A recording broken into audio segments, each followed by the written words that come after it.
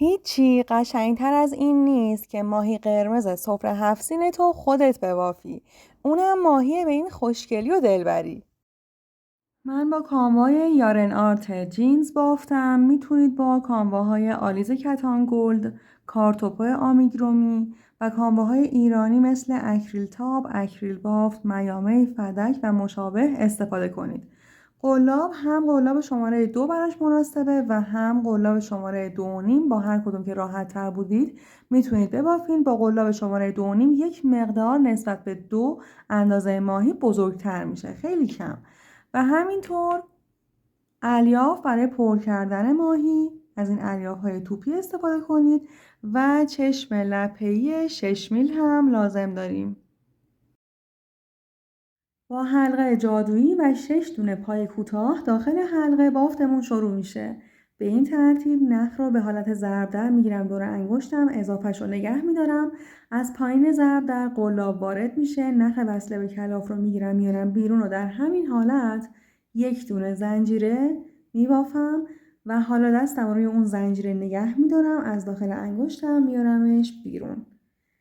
میرم داخل حلقه و قلاب باید از رو نخ رو بگیره تا پای کوتاه‌های ما ضربدری یا مربعی بافته بشه. به این ترتیب از رو نخ رو میگیرم میارم بیرون و 2 تا حلقه‌ای که الان روی قلاب هست رو یکی میکنم و اولین پای کوتاه بافتش انجام شد. دوباره میرم داخل حلقه، از رو نخ رو میگیرم میارم بیرون و این 2 تا حلقه روی قلاب رو یکی میکنم. تا الان 2 تا پایه، سومین پایه، 4،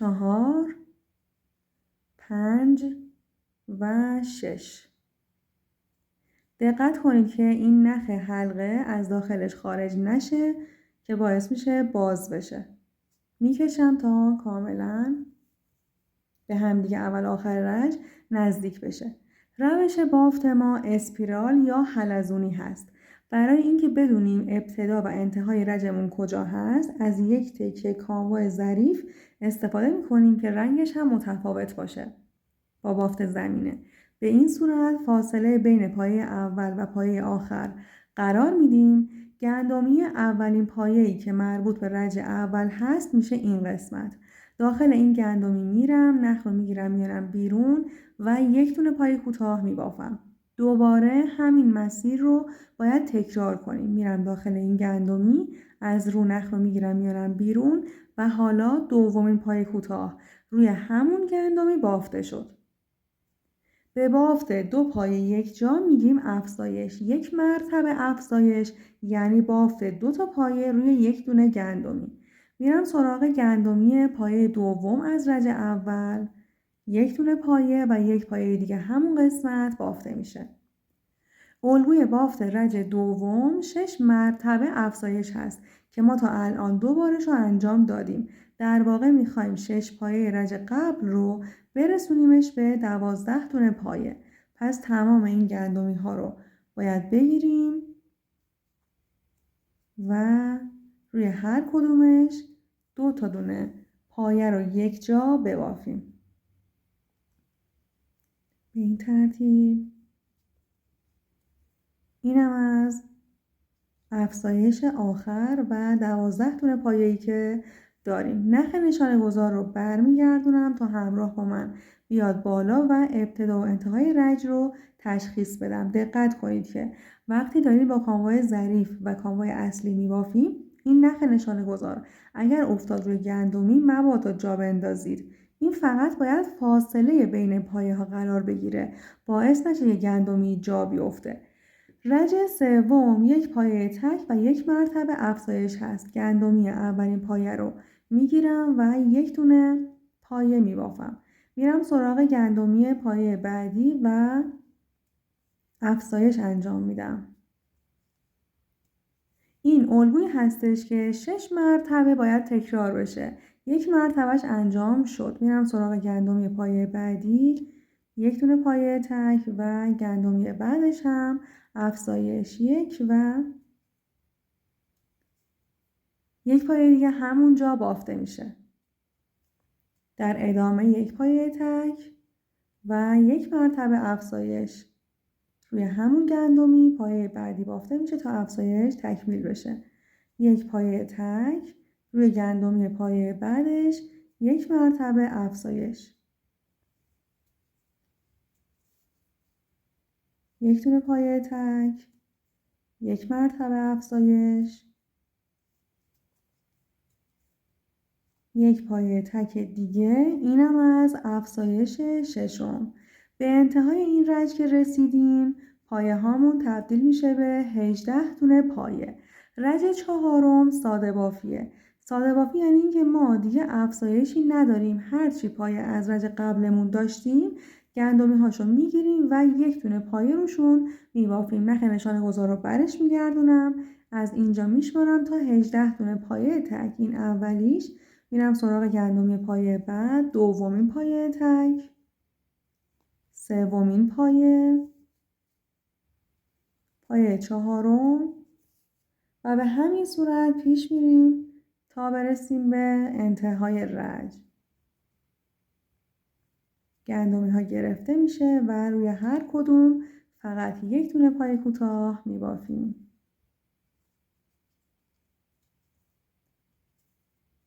میرم تا برسم به انتهای رج و 18 دونه پایه تک بافته باشم. نخ اضافه حلقه جادویی و این طرف میشه پشت بافتمون. خوب میکشم تا مرکز کار بسته بشه. حالا از نزدیکترین قسمت به جایی که این نخ از داخل بافت خارج شده با کمک یک تونه سوزن یا قلاب ظریف‌تر میرم و از این نخهایی که نزدیکش هست کمک میگیرم. نخ رو دوباره میکشم و به حالت زنجیره زدن 1 و 2 تا دونه زنجیره میزنم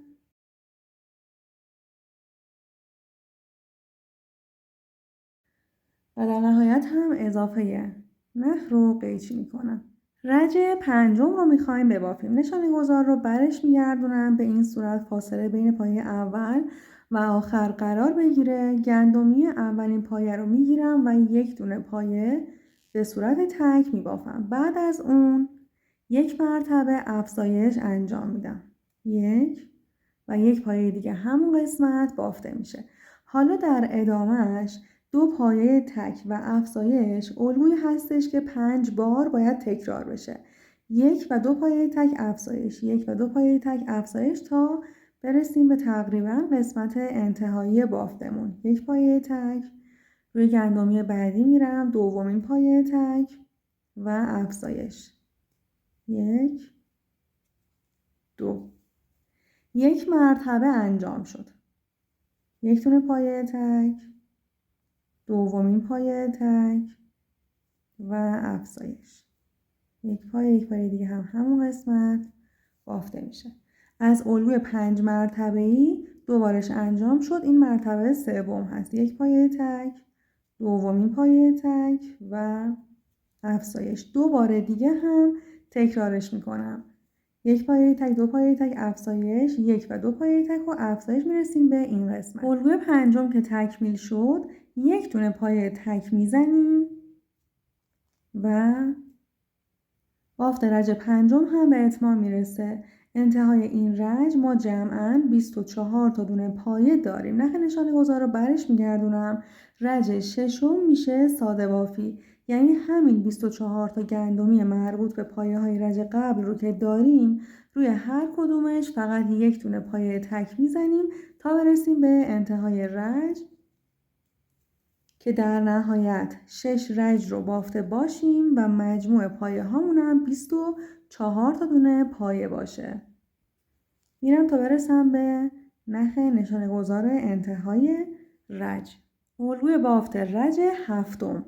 نشانه گذار برمیگرده 3 پایه تک افزایش و 6 مرتبه این الگو باید تکرار بشه. ببینید، یک دونه پایه تک، دومین پایه تک و 3 تا. بعد از اینکه این 3 تا به صورت تک بافته شد روی گندمی پایه بعدی افزایش داریم. یک پایه و یک پایه دیگه همون قسمت بافتش انجام میشه. این بافتی که ما انجام دادیم یک دونه الگو هستش که باید در ادامه 5 بار دیگه تکرارش کنیم. به این ترتیب هستش که پایه هامون رو به دسته های 4 تایی تقسیم میکنیم. روی ستای اولش پایه تک میزنیم و روی 4می هم افزایش انجام میدیم و افزایش. تا الان 2 مرتبه انجام شده. یک پایه تک، دومین پایه تک، 3 تا و بعد از اون 1 مرتبه افزایش داریم. به همین ترتیب که پیش بریم، الگوی ششم که بافتش تکمیل بشه، رسیدیم به انتهای رجمون. 1 پایه تک، 2 تا و 3 تا. حالا بعد از این 3 تا ما 1 مرتبه افزایش داریم. 1 و 1 پایه دیگه همین قسمت بافته میشه. 1 2 3 پایه تک افزایش، 1 2 3 پایه تک افزایش. این نخ نشانه گذار و انتهای رج هست. به انتهای این رج که رسیدیم، مجموع پایه های ما تبدیل میشه به 30 تا دونه پایه. رج هشتم میشه ساده بافی. نشانه گذار برمیگرده، 30 تا پایه سر جای خودش میبافیم تا برسیم به انتهای رج. به این ترتیب ادامه میدیم. رج 9 تا 13 ساده بافی همین 30 تا دونه پایه هست. نشانه گذار رو برمیگردونم، فقط یک تفاوت داره. 5 رج میخوایم ساده بافی انجام بدیم روی حلقه بیرونی گندمی ها. یعنی چی؟ هر پایه‌ای که بافته میشه یک حالت گیسباف بالا سرش داره که این گیسباف از حلقه جلویی که رو به خودمون هست و حلقه بیرونی تشکیل شده. ما میایم این 5 رج ساده بافی رو روی حلقه بیرونی گندمی ها انجام میدیم. به این ترتیب هستش که دقت کنید اولین پایه اصلا نباید جا بیفته. میرم داخل حلقه بیرونیش، نخ رو میگیرم میارم بیرون و پایه کوتاه رو میبافم. میرم سراغ گندمی بعدی، حلقه بیرونیش رو میگیرم و یک دونه پایه بافته میشه. پایه هامون همون 30 تا پایه هستن، ولی باید بیایم روی حلقه بیرونی ساده بافی انجام بدیم. به همین راحتی. حواستون باشه به ابتدا و انتهای رج ها، مبادا پایه هاتون از اون 30 تا دونه‌ای که داریم کمتر یا بیشتر بشه. ساده بافی رج 9 رو انجام میدم تا برسم به انتها. به انتهای رج 9 رسیدم. حالا میخوام بافت رج 10 رو شروع کنم. نشانه گذار رو برش میگردونم و مجدد از حلقه بیرونی گندمی ها استفاده میکنم. به این صورت میرم داخل حلقه بیرونی، اولین پایه کوتاه، دومین پایه کوتاه و همچنان ادامه میدم. حلقه بیرونی رو میگیرم تا برسم به انتهای رج 10. رج 11 12 و 13 رو هم دقیقاً طبق همین روال باید انجام بدیم. این خط هایی که میفته روی بدن ماهی زیباییشو چند برابر میکنه و ازشون برای بافت باله ها هم کمک میگیریم. رج جدید مجدد روی حلقه بیرونی بافت انجام میشه. پس ما به همین ترتیب کارمون رو باید ادامه بدیم تا در نهایت وقتی که از این قسمت اول شمردیم 1 2 3 4 5 6 7 8 9 10 رج تا الان بافته شده.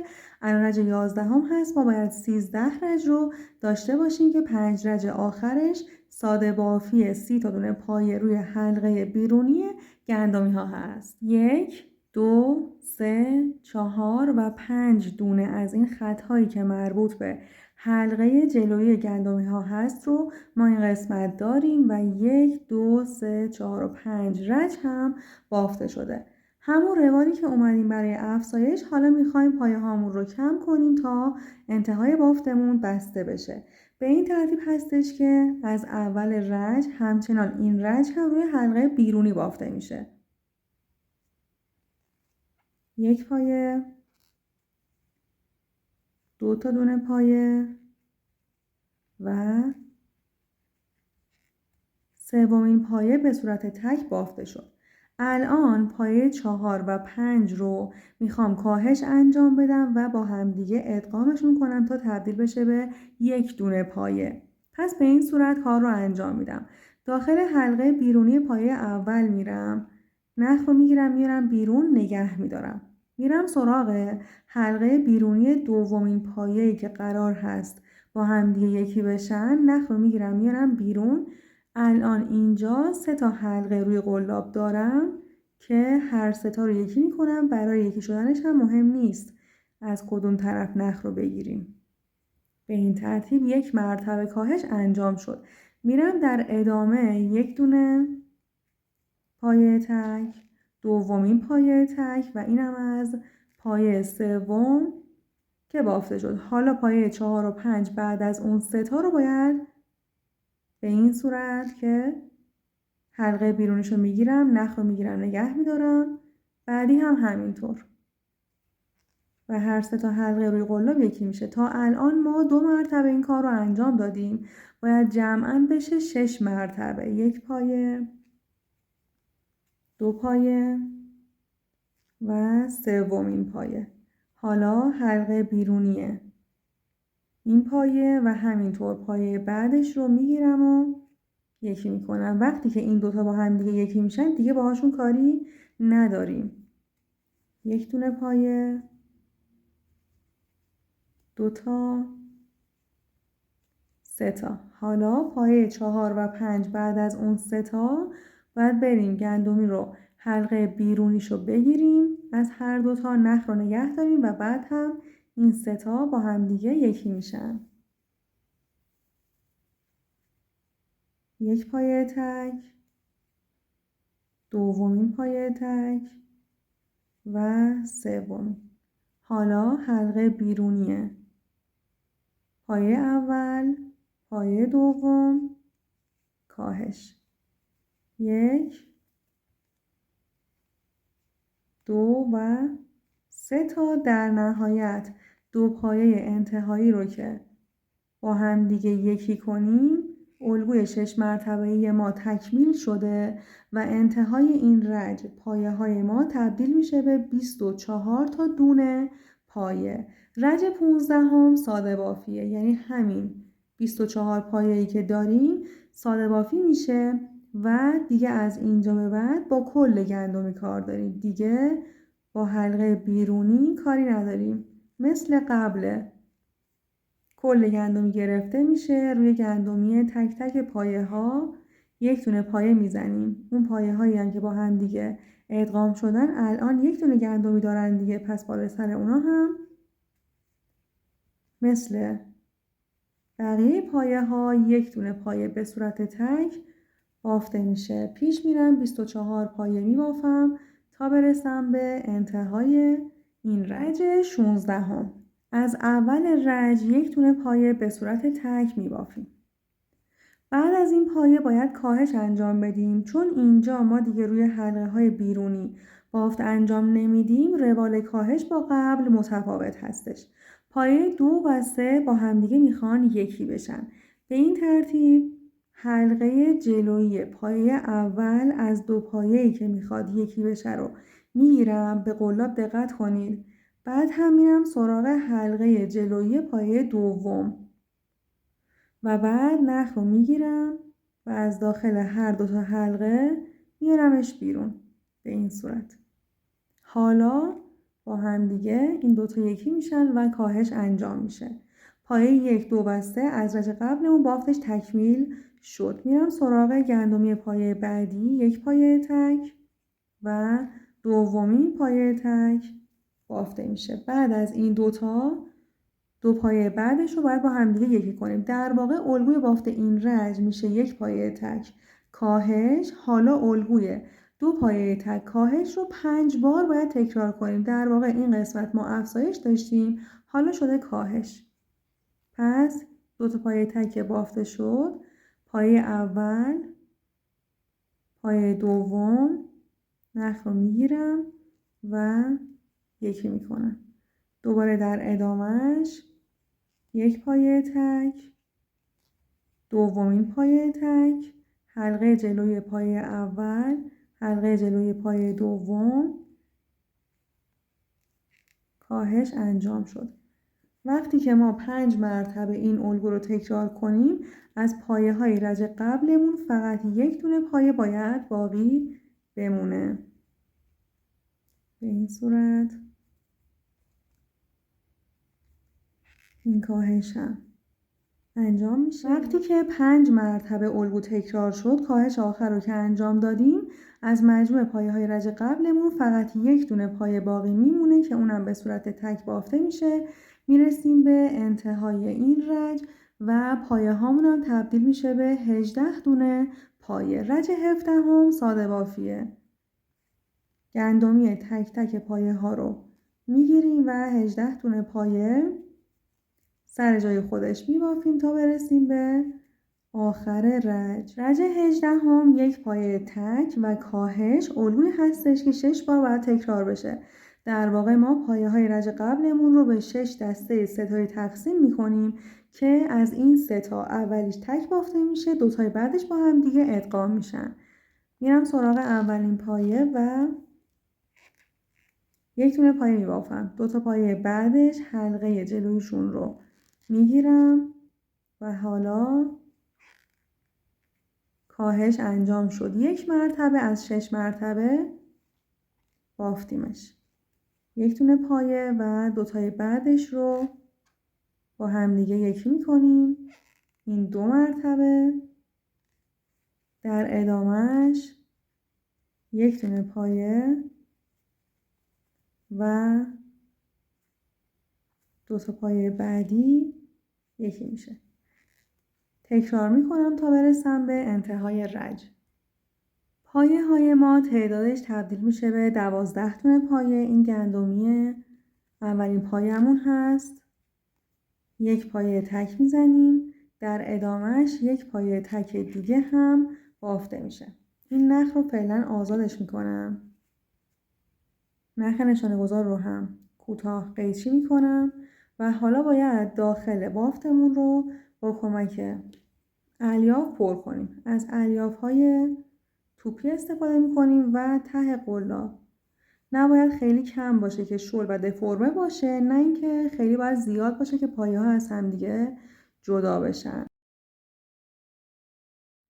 ما جمعاً 12 گندمی یا همون 12 پایه داریم که به این ترتیب روی همدیگه قرار میگیرن و قرار هستش که دو طرف به همدیگه وصل بشن، در ادامهش دم بافته بشه. پایه 12 جا میفته، باهاش کاری نداریم. پایه 11 که این میشه گندمیش و از این طرف هم گندمی پایه اول که این قسمت هست باید به هم دیگه وصل بشن. ببینید این گندمی پایه 12 اینم 11 قلاب میره داخلش. در ادامه من براتون توضیحشو میدم. منتها چون اونجا یک مقدار فشرده هست میخوام قبل از این که کامل ببافیمش بهتون نشون بدم که اتصال به کجاها انجام میشه. دو طرف قلاب باید داخلش بره، نخ رو بگیریم و وصل میشه. بافت رو ادامه میدیم، انجام میشه. مرحله بعد که خواستیم دوتا پایه بعدی رو به هم دیگه وصل کنیم میشه پایه دوم از این طرف و پایه 10 از طرف مقابل. حالا نشمردین هم اشکال نداره، مهم اینه که این دوتا پایه روبروی هم دیگه باشن. بعد میریم سراغ دوتا پایه بعدش. قلاب از داخل هر دوتا گندمی باید رد بشه و به همدیگه وصلش کنیم. به این ترتیب دوتای بعدی هم گرفته میشه و در نهایت این گندمی و گندمی روبرویش هم گرفته میشه و این گندمی این سمت مثل همون گندمی 12 جا میفته.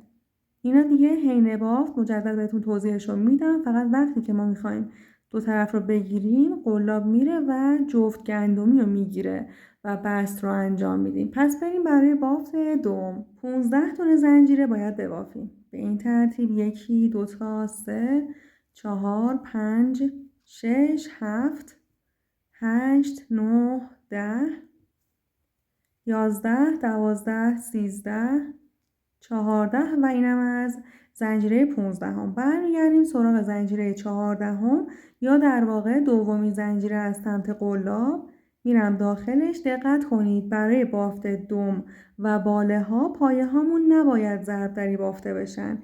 به این ترتیب هستش که قلاب از زیر نخ رو میگیره تا بافتمون مرتب تر بشه. یک پایه کوتاه بافته شد. روی تمام زنجیره هامون یک دونه پایه کوتاه باید بزنیم. جمعاً میشه 14 دونه پایه کوتاه.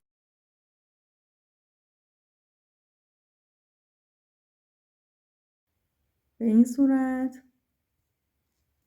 میبافیم تا بیایم به سمت پایین. هیچ زنجیره‌ای نباید جا بیفته.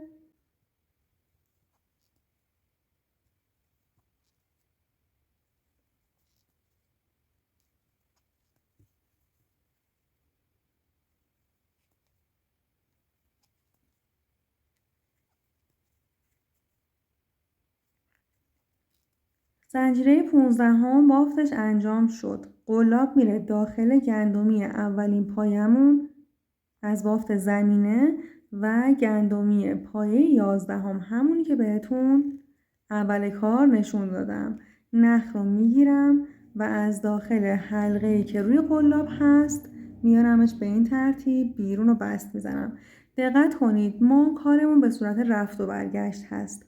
هر رجی که ما بست زدیم این حلقه‌ای که شبیه گندمیه ولی گندمی نیست، این حلقه بسته اصلا جزء بافت حساب نمیشه. حالا باید کار رو برگردونیم و برگردیم سراغ گندمی این پایه هایی که این طرف داریم. پس کار رو به این صورت میچرخونمش، بافت و دستم میگیرم، این حلقه بسته باهاش کاری ندارم، روی حلقه بیرونی گندمی پایه کوتاه هایی که داشتیم باید بیاییم و پایه بزنیم و 13 دونه پایه میبافیم. این حلقه بسته جا میفته. میرم سراغ حلقه بیرونی گندمی پایه کوتاهه. بعد یک دونه پایه میبافم. یکی حلقه بیرونیه پایه کوتاه بعدی میشه دومین پایه. 3 تا 4 5 6 7 8 9 10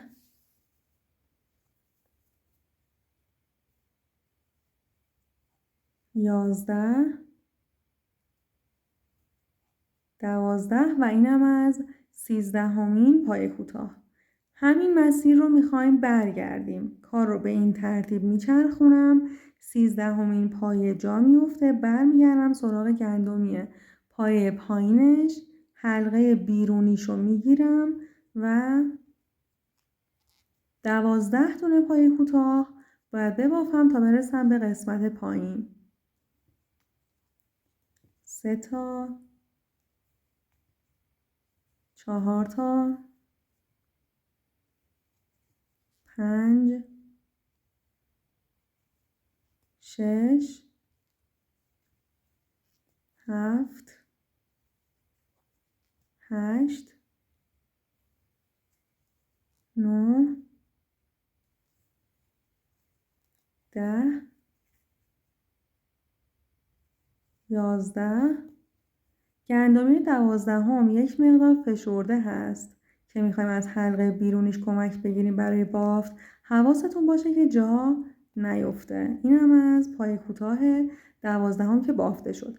ما مرحله قبل کدوم قسمت بست زدیم دوباره همون مسیر رو تکرار میکنیم. یعنی به هر فضا 2 تا بست زده میشه. داخل همون گندمی میرم و از طرف مقابل همون جایی که سری قبل ازش کمک گرفتم برای اتصال، یعنی گندمی پایه اول از این طرف و 11 از طرف مقابل رو میگیرم، یک دونه بست میزنم. این بستی که زده میشه اصلا جزء شمارش پایه ها و گندمی های ما حساب نمیشه. در ادامه حلقه بست جا میفته. با گندمی ها کار داریم. پس ببینید به این صورت کار رو میچرخونمش، برمیگردم سراغ گندمی ها. این حلقه بسته هیچی، این گندمی هست. حلقه بیرونیشو میگیرم و 11 دونه پای کوتاه میبافم. 1 2 3 4 5 6 7 8 9 10 و 11 دونه میشه تا این قسمت. 11مین پایه بافته شد. به این صورت میچرخونم. 11مین پایه جا میفته. برمیگردم سراغ 10مین گندمی، حلقه بیرونیشو میگیرم و 10 تا دونه پایه روی حلقه بیرونی میبافیم تا برسیم به قسمت پایین.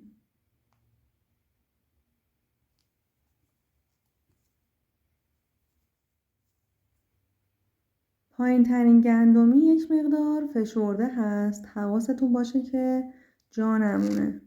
حلقه بیرونیشو میگیرم و پای کوتاه. ما داخل قسمت اول 2 مرتبه بست زدیم. حالا نوبت میرسه به 2 پایه بعدی. پس میرم اینجا که آزاد هست. گندمی این طرف رو میگیرم و دقیقاً به روبرویش باید بست بزنم. همین مسیری که الان میریم رو و بست میزنیم. یک بار دیگه هم وقتی رفتیم و برگشتیم به همین مسیر باید بیایم و بستش رو انجام بدیم. هر دو قسمتی که به هم وصل میشن 2 بار بست میخوره.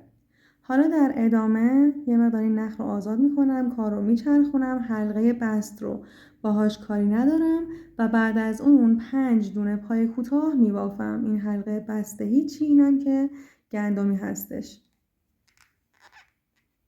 1 دونه، 2 تا، 3 تا، 4. حالا 5مین پایه بافتش انجام شد. در ادامهش 6 دونه زنجیره میزنیم. 1 2 3 4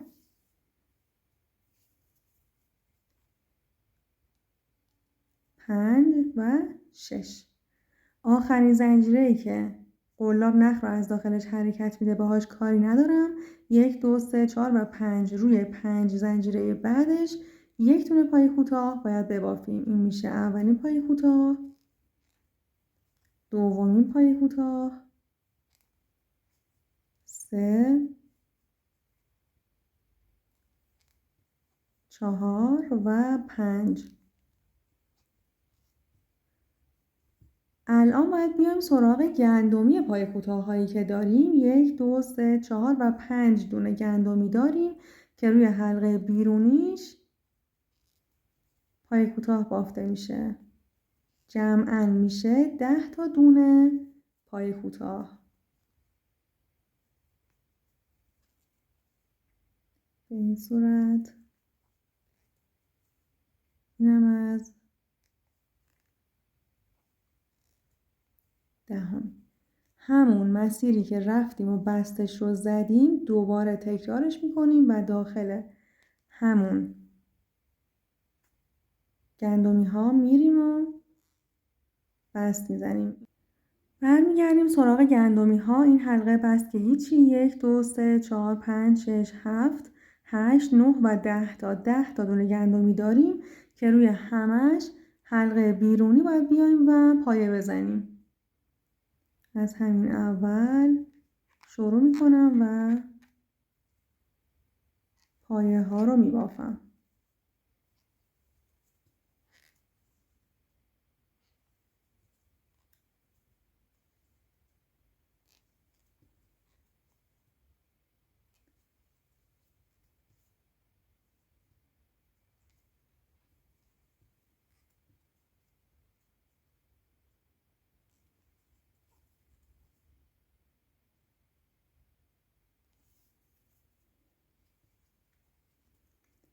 اینم از 10مین پایه که دقیقاً میشه رأس کار. 1 و 2 زنجیره میزنیم. برمیگردم سراغ زنجیره دوم از سمت قلاب. داخلش میرم. 1 دونه پای کوتاه میبافم و بعد از اون روی همه این گندمی هایی که مربوط به پای کوتاه ها هستش یک پای کوتاه بافته میشه. حلقه بیرونی رو باید بگیریم.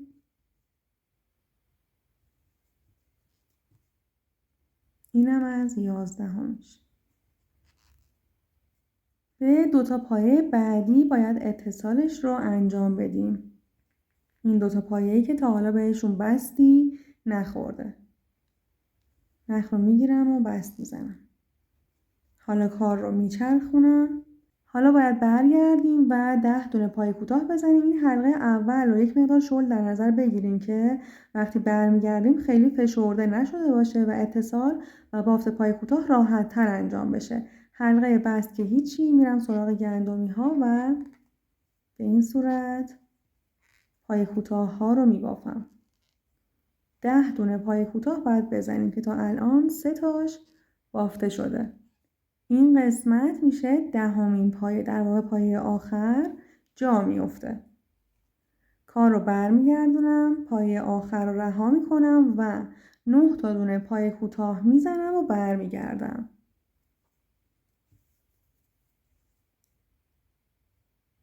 دوتا. اینم از 9مین پایه‌ای که باید این قسمت بافته بشه. داخل همون فضایی که یک مرتبه بست انجام شده مجدد باید بریم و یک بست دیگه بزنیم.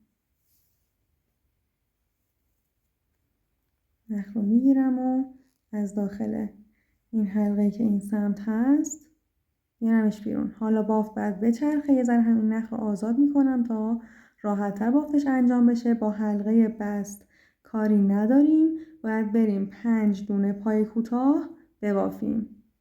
یک پای کوتاه، دومین پایه،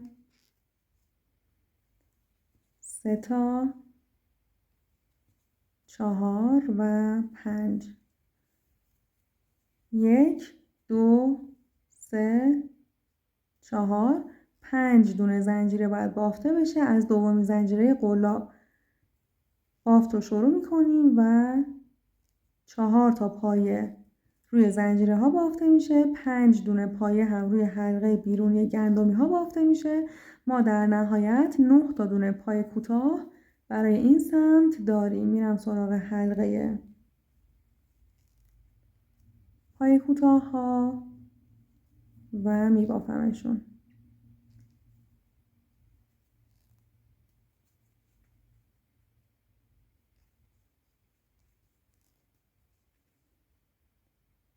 اینم از گندمی بعدی. ما داخل این فضا 2 بار بست انجام دادیم. حالا وقتشه بریم سراغ 2 تا پایه بعدش و بست بزنیم. پس این 2 تا رو میگیرم و نخ رو هم میگیرم. از داخل حلقه‌ای که روی قلاب هست ردش میکنم. حلقه رو آزاد میکنم، یک مقدار میچرخونم. حلقه بست رها میشه. 1 2 3 4 5 6 7 8 و 9 تا دونه پای کوتاه باید ببافیم. 1 2 تا 8 و اینم از 9مین پایه که روی گندمی آخر زده میشه. بعد از اون 1 و 2 تا دونه زنجیره میزنیم. کار رو برش میگردونیم.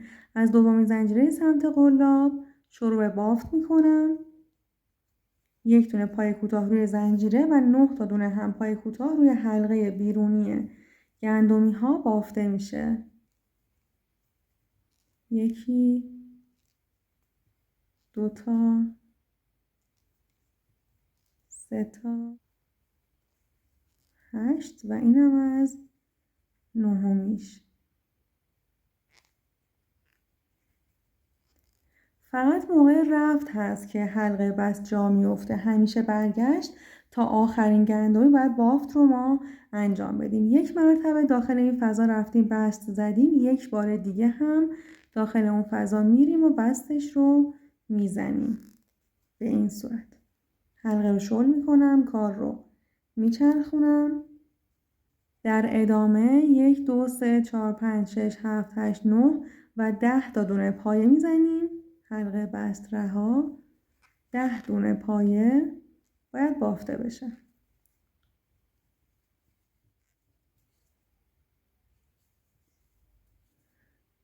اینم از 10مین حلقه‌ای که داخلش باید پای کوتاه رو ببافیم. 2 دونه زنجیره میزنیم. از زنجیره دوم سمت قلاب شروع میکنیم. این 1 دونه شد. در ادامه هم که باید بیایم و روی این گندمی هایی که داریم پای کوتاه انجام بدیم. 1 2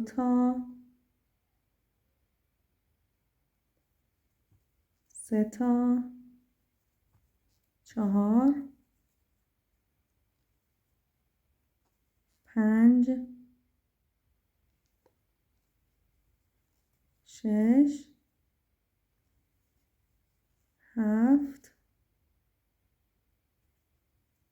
8 9 اینم از 10میش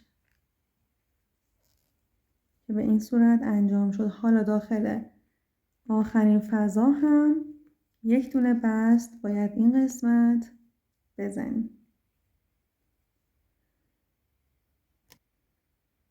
بافت رو برمیگردونم حلقه بست که هیچی. 11 دونه پای کوتاه باید ببافم و برم جلو. 2 اینم از 11مین پایه‌ای که این قسمت بافته شد. مرحله آخر 2 زنجیره باید بزنیم. برمیگردم سراغ زنجیره دوم از سمت قلاب. این 1 دونه پای کوتاه و 11 پای کوتاه هم که داریم روی حلقه بیرونیش باید پای کوتاه بزنیم تا برسیم به قسمت پایین.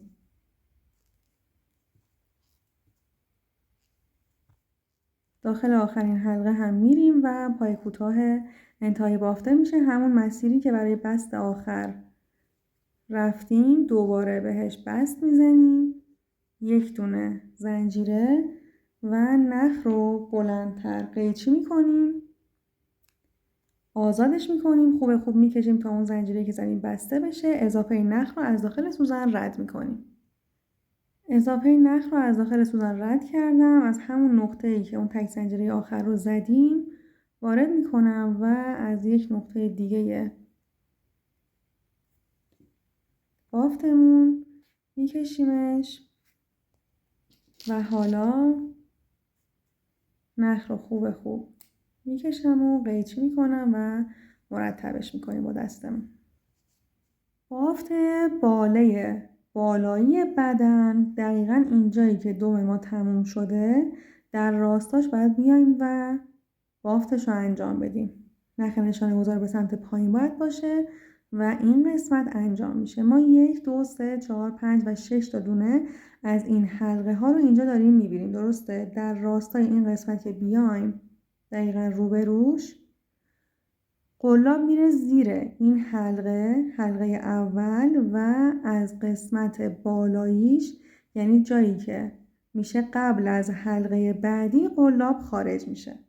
نخ رو به این ترتیب نگه میدارم با دستم. حالا قلاب رو میگیرم از داخل این فضا میارمش بیرون و بعد از اون 1 دونه زنجیره میزنم. همین مسیر رو دوباره میرم داخلش. همین مسیری که رفتم رو این نخ اضافه میفته روی قلاب تا بین پای مخفی بشه. نخ رو میگیرم میارم بیرون و 1 دونه پای کوتاه میبافم. کار ما با این قسمت دیگه تموم شد. در راستای این بافتی که الان ما انجام دادیم باید بریم سراغ این حلقه و پایه بعدیش. ما روی 1 خط داریم میریم جلو. 1 حلقه میگیریم و 1 پایه بعدش. 1 حلقه پایه بعدش روی 1 خط میریم تا ادامه کارمون. نخ رو میگیرم میارم بیرون و 1 دونه پایه کوتاه میبافم. نخ میگیرم دور قلاب. همین مسیری که رفتم رو تکرار میکنم. نخ رو میگیرم میارمش بیرون و حالا هر 3 حلقه‌ای که روی قلاب هست رو یکی میکنم. میرم سراغ پایه و حلقه بعدی یعنی میشه این قسمت. در همون راستا 1 حلقه و 1 پایه بافته میشه.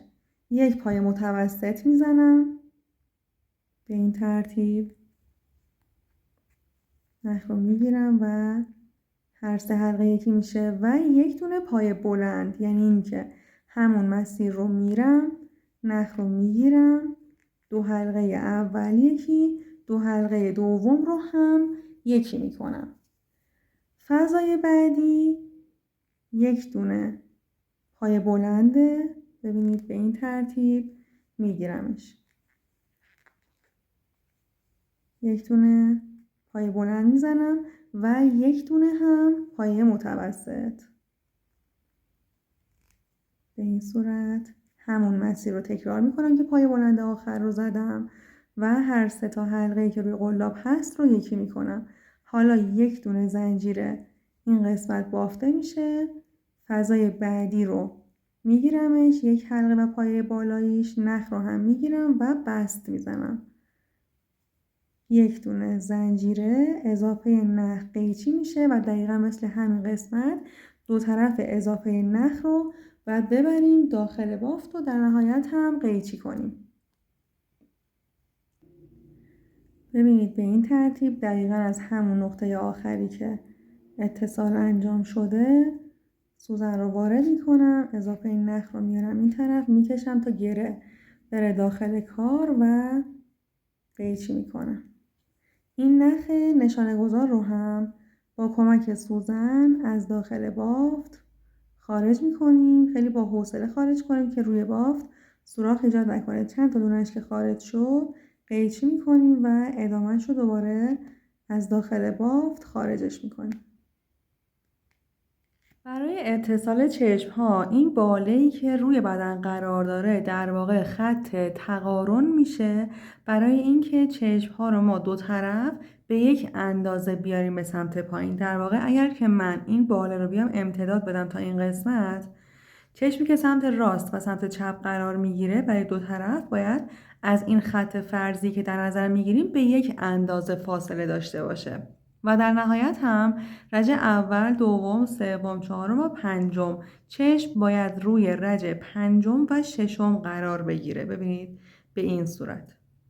اینجا با چسب میچسبونیم. زمانی که میخوایم بریم چشم دوم رو هم چسب بزنیم مهم هستش که حتما اینجایی که الان این چشم قرار گرفته فاصلش تا این بالا چقدر باشه، حالا 3 پایه 4 پایه هستش، این طرف هم باید دقیقا به یک اندازه از این قسمت فاصله داشته باشه. اتصالش هم که خیلی راحته. این چشم‌های لپه‌ای هستن، چسب روشون میریزیم و میچسبونیم روی این قسمت. حتما دقت کنید مقدار چسب خیلی نباشه که از چشممون بزنه بیرون و تمیزی کارمون رو کم کنه. همون قسمت مرکزش رو تقریبا میریزیم و روی رج 5 و 6 قرار میدیم و نگهش میداریم تا خشک بشه و بعد هم میریم سراغ اتصال چشم دوم و در نهایت هم این باله‌ای که باید این طرف بافتش رو انجام بدیم. برای باله وسط بدن هم اگر که این باله بالا رو بالاترین نقطه و این قسمت پایین رو هم پایین ترین نقطه در نظر بگیریم،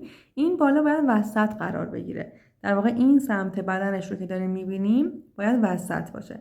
حالا کجا بیایم اتصال نخ رو انجام بدیم و بافت بزنیم؟ ماهی رو به حالت برعکس دستم میگیرم که این قسمت بالای بالایی پایین قرار بگیره و حالا از این خطهایی که مربوط به حلقه جلوی پایه ها بود با اولی کاری ندارم، با دومی هم کاری ندارم. اون قسمتی که تعیین کردیم تا بیایم و بافت باله رو انجام بدیم میشه تقریبا این قسمت، درسته؟ بعد از اون حلقه خط دوم، ردیف دوم وارد میشه قلاب و از پایه هم رد میکنم. از خط سوم قلاب خارج میشه. دقت کنید بعد از خط دوم وارد شدم، بعد از خط سوم خارج شدم. زمانی که ما نخ رو اتصالش رو انجام دادیم، بافت این قسمت رو هم انجام دادیم، از اینجایی که قلاب خارج شده دوباره قلاب وارد میشه و از قسمت بعدی خارج میشه که من در ادامه توضیحش رو بهتون میدم. نخ رو باید بیایم و وصل کنیم به این صورت. یک دونه زنجیره و یک زنجیره دیگه میزنم. حالا قرار شد که ما بریم داخل همون قسمتی که خارج شدیم، از قسمت بعد مجدد خارج بشیم. نخ میگیرم دور قلاب، میرم داخل همون قسمت. ببینید و از خط بعدی خارج میشم. این اضافه نخ رو همین میذارم روی قلاب تا بین پایه ها مخفی بشه. نخ رو میگیرم میارمش بیرون. 3 تا حلقه روی قلاب دارم، 2 حلقه اول یکی، 2 حلقه دوم رو هم یکی میکنم. نخ دور قلاب. دوباره میرم همون جایی که از داخل بافت خارج شدیم، بعد از خط بعدش خارج میکنم قلاب رو و توجه بکنید بهش که باید در یک راستا بریم، پایین یا بالا قلاب رو نبرید، روی یک خط داریم میریم جلو. نخ رو میگیرم میارم بیرون، 2 حلقه اول یکی، 2 حلقه دوم رو هم یکی میکنم، 2 تا زنجیره میزنم همون مسیری که رفتیم و پایه آخر رو بافتیم، دوباره همون مسیر رو میرم. به این صورت نخ رو میگیرم و از داخل حلقه روی قلاب ردش میکنم و یک تونه بست در واقع داریم میزنیم.